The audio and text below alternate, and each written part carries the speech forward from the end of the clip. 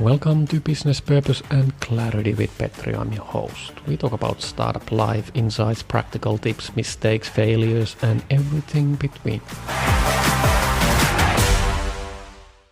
Anyone who has done fundraising knows how exhausting it is.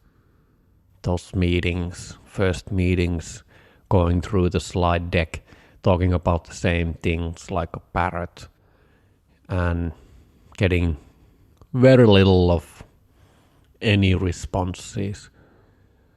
And then the grilling with the Q&A session afterwards, or in different session, or just plainly nothing.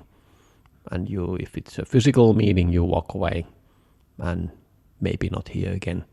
Well, I'm gonna give you today some tips, some hints, ideas to do things a bit differently. I don't know whether they're gonna work for you, but doing something a bit differently might just make your day a bit better, if nothing else. Possibly save you a lot of time as well. Let's get started. If you in a hybrid time, or you wanna talk to people who are far away, and you know that the first meeting is usually about you, the founder, talking and presenting the case. If you're in a Zoom or similar meeting, it's mainly a monologue.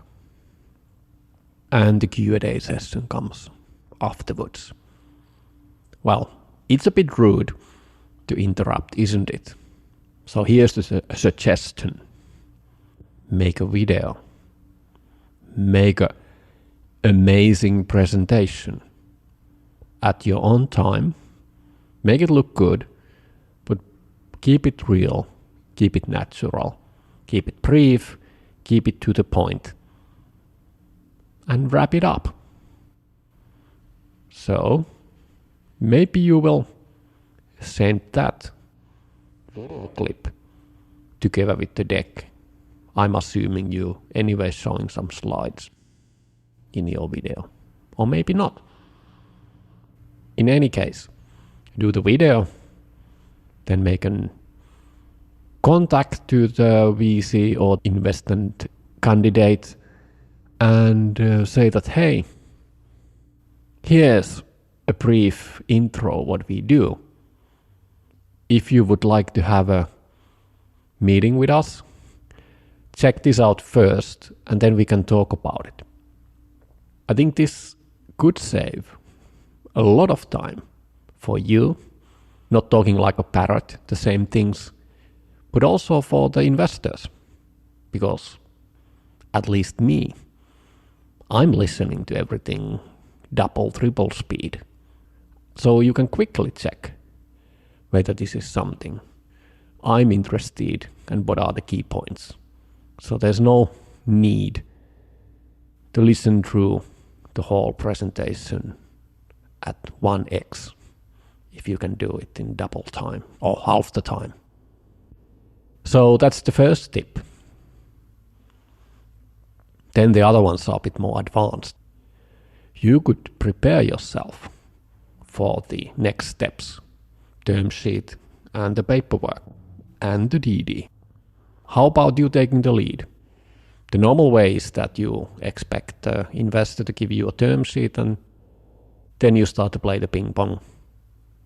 But instead, make your best reasonable term sheet yourself and say that, hey, this is our draft, and depending how much variable things you want to leave into that negotiation phase, you could even go to a bit more to the extreme and say that if you don't like some of the terms, feel free to change the price, the valuation. That's the thing where you can put all your thumbs ups or downs, and it will reflect the overall terms. This is obviously a thing if you have many investors interested of your case, you can speed up the process. the VCs are also taking a bit of heat because they don't have now the leverage in the situation as much as before. Because if you say that you can only change the price. So this puts them in a competition situation. Obviously, if you're completely desperate and you don't have anyone, this may not work. But just keep it in mind. The other thing is also that if you already have existing investors and then you have a shareholders agreement in place, that paperwork is pretty much done as well.